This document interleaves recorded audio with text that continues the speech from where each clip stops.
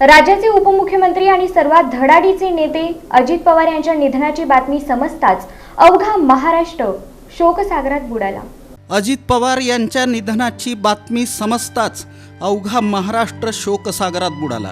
राज्याच्या राजकारणात सर्वाधिक काळ उपमुख्यमंत्रीपदी राहण्याचा विक्रम अजित पवार यांच्याच नावे आहे। राज्याच्या अर्थ खात्याची धुरासुद्धा त्यांच्याच खांद्यावर होती। प्रशासनावर पकड असलेला धुरंधर नेता, आपल्याला जे पटलं नाही ते बेधडकपणे बोलणारे दादा, कार्यकर्त्यांना जागेवर सुनावणारे दादा, राजकीय विरोधकांनाही त्याच भाषेत सुनावणारे दादा, अशा एक नव्हे तर अनेक आठवणी महाराष्ट्राच्या राजकारणात दादांच्या व्यक्तिमत्वानं कोरल्या गेल्या आहेत। महाराष्ट्रात या ना त्या कारणानं नेहमीच चर्चेत असलेल्या काही मोजक्याच नेत्यांपैकी एक म्हणजे अजित पवार। राज्यामध्ये पंचायत समित्या आणि जिल्हा परिषद निवडणुकीसाठी रणधुमाळी सुरू आहे। बुधवारी अजित पवार यांचा बारामती दौरा होता। या बारामती दौऱ्यासाठी सकाळी त्यांनी बारामतीकडे प्रस्थान केलं होतं। बारामतीमध्ये विमान लँडिंग होत असतानाच विमानामध्ये तांत्रिक बिघाड झाल्यानं अपघातग्रस्त झालं। अत्यंत गंभीर अवस्थेत अजित पवारांसह जखमींना बारामतीमध्येच उपचारासाठी दाखल करण्यात आलं होतं। मात्र उपचार सुरू असताना त्यांची प्राणज्योत मालवली। त्यामुळं अजित पवार यांच्या दादा पर्वाच्या राजकारणाचा अकाली अस्त झाला। राज्याच्या राजकारणामध्ये गेल्या 4.5 दशकांपासून अजित पवार हे गारुड सातत्यानं महाराष्ट्राच्या राजकारणामध्ये सर्वाधिक चर्चिलं गेलं। त्यांची धडाडी, राष्ट्रवादीचं एक हाती नेतृत्व आणि शरद पवारांचे वारसदार म्हणून अजित पवार यांच्याकडे सातत्यानं पाहिलं जात होतं। मात्र अजित पवार यांच्या अकाली जाण्यानं पवार कुटुंबियांसह अवघ्या राज्याला मुळापासून हादरा बसला आहे।